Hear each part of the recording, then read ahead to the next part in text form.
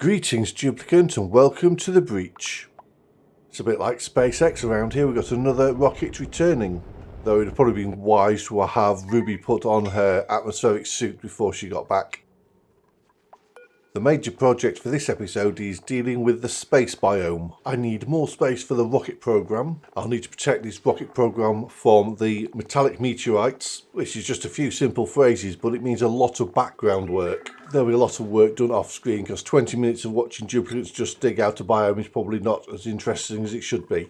I'm just making sure that Ruby has her bed and somewhere to eat, and she no longer has access to berry sludge, which is only for space personnel.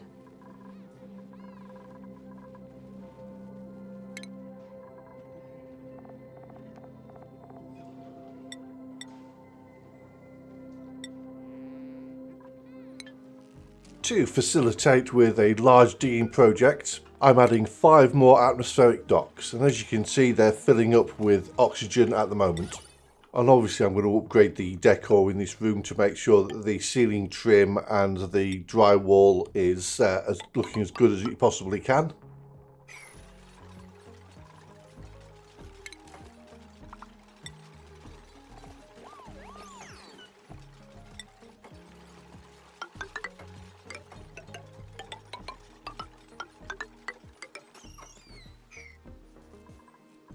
Then we'll just get these suits delivered to bring this new extension to the atmospheric docks online.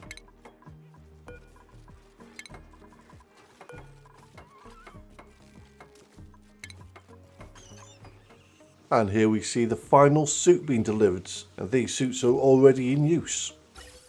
And this is how the oxygen is being supplied to the new 5 suit docks that I added.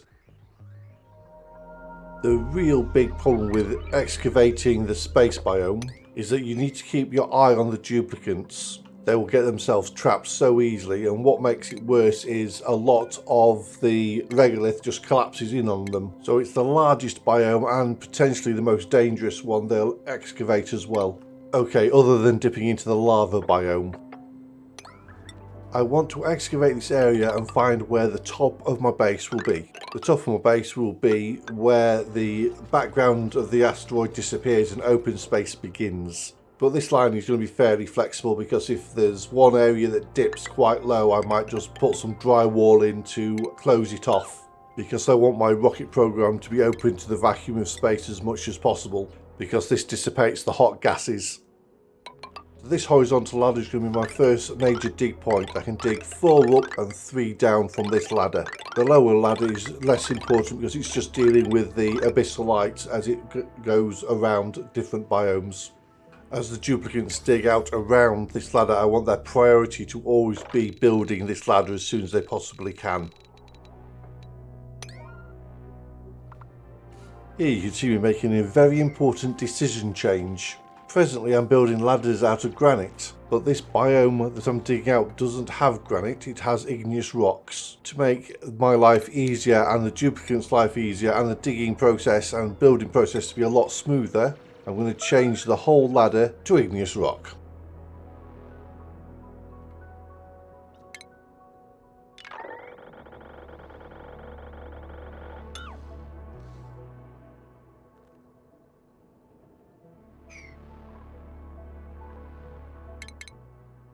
And this is why you need to keep your eyes on the duplicants. They just managed to get themselves trapped by the falling regolith.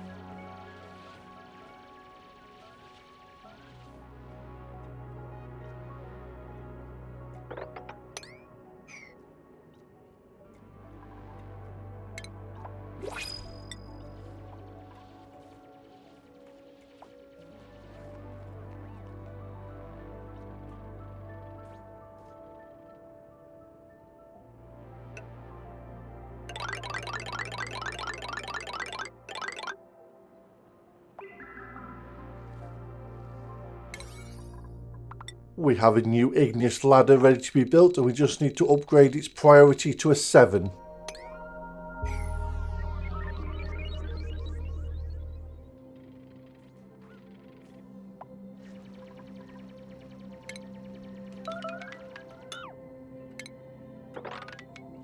Another ceiling collapse and my duplicant is stuck yet again.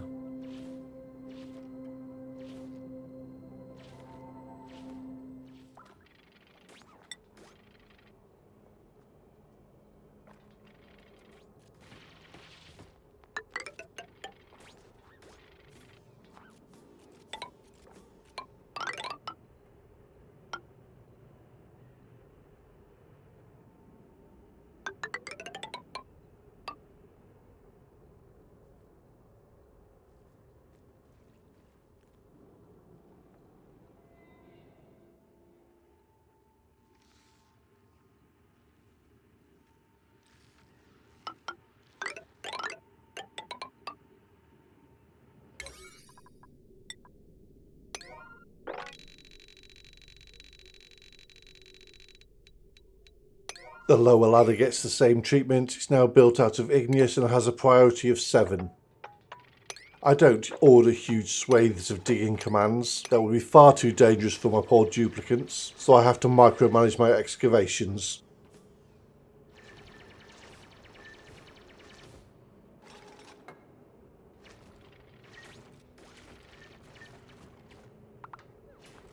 Once the excavation does start, more work orders go out and more duplicants come to fill the work orders, and it can pass quite quickly. And to start off with, I'm going to dig the lower tunnel 2 to 3 tiles high. By only digging a small tunnel, I reduce the amount of regolith from above that falls onto my duplicants, and hopefully how many times I need to rescue them. When I dig out the upper ladders, there'll be a greater quantity of regolith dropping onto them. But let's get this bottom tunnel dug first.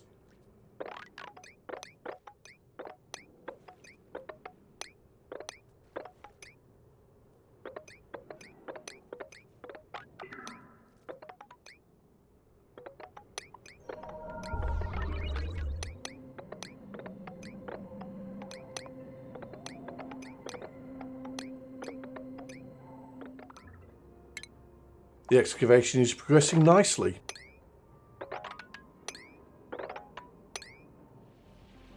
Well, my duplicants have started working on the upper ladder, and you can see how much regolith is falling on them and why it would be so easy for them to become trapped.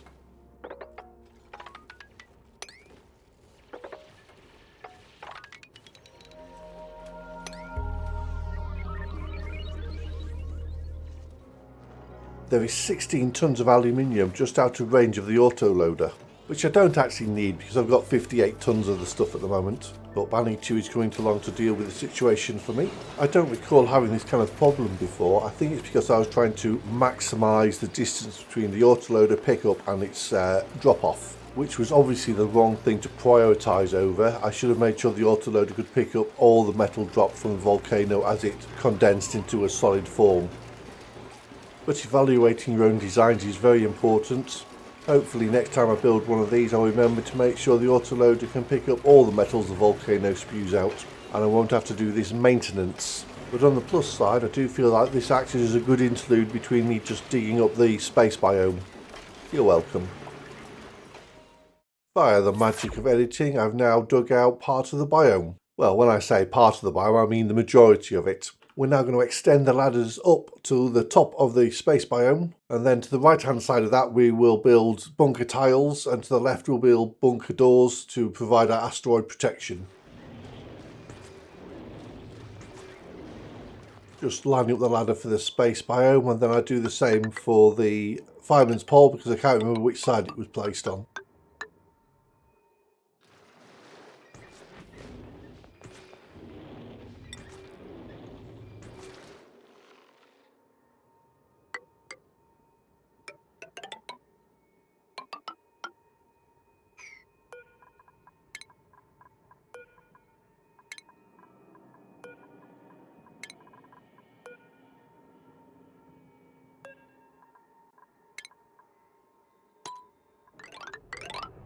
So here we are extending the ladders up towards the top of the biome to the limit of where we can actually build. This is going to be our maintenance access. Up here we build our protection from the asteroids, so we build things out of steel. So in my head I've come to call this the steel shield.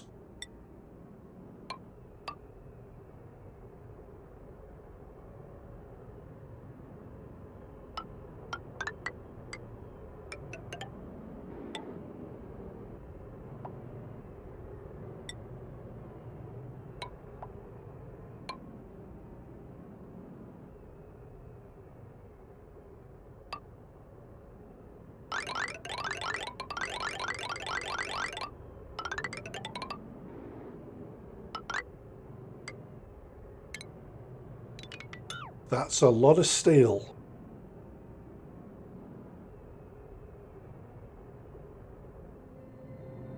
We want to get the duplicates to build the bunker tiles as quickly as possible because we don't want a meteorite to destroy the ladder below them and leave them up there trapped while I scramble to put a new ladder up or repair a ladder.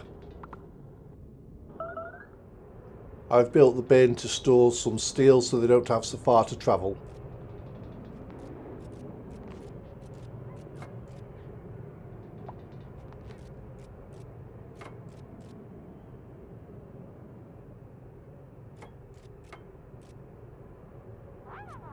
Many hands make light work, as they say.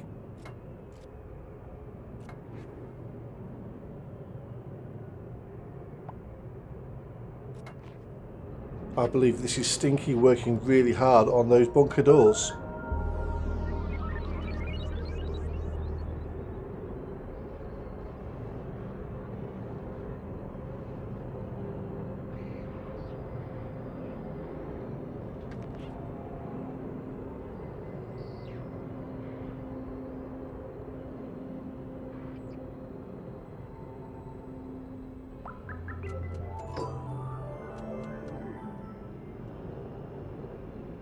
And this is the last bunker tile going in.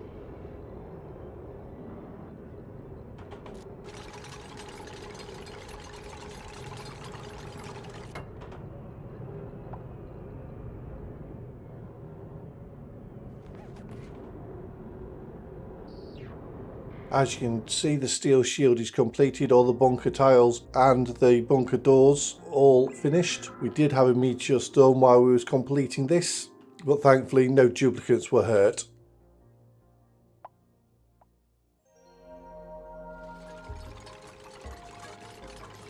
This will end up as the new roof for the asteroids. Everything above these tiles will be open to the vacuum of space. So this is the floor that the rocket program will sit on.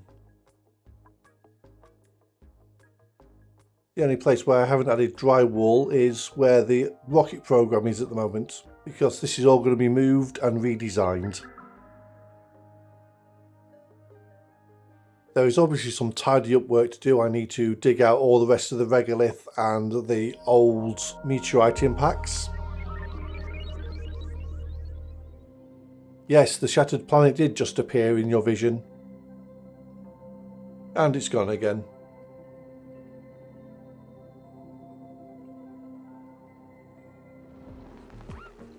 After spending so much time concentrating on digging out the space biome, I realised I've run out of databanks. I believe we just need one final push from Ruby to create all the databanks we need and we can finish the research.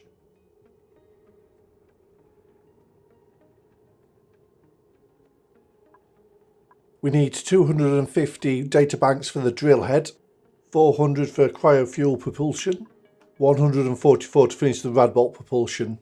So if my maths is correct, that's 794 databanks to complete all the research. So let's prepare Ruby for space. Let's allow her to eat the berry sludge.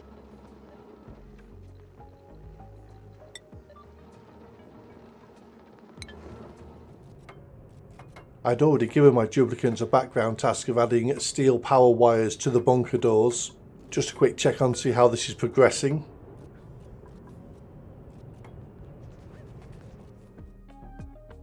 We'll make sure that the capsule has enough plastic and oxalite for Ruby to get some work done.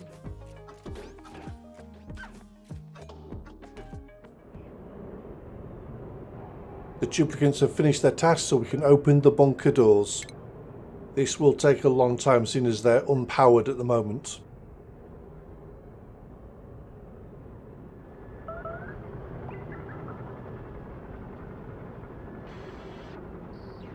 Of course you want to see the regolith drop.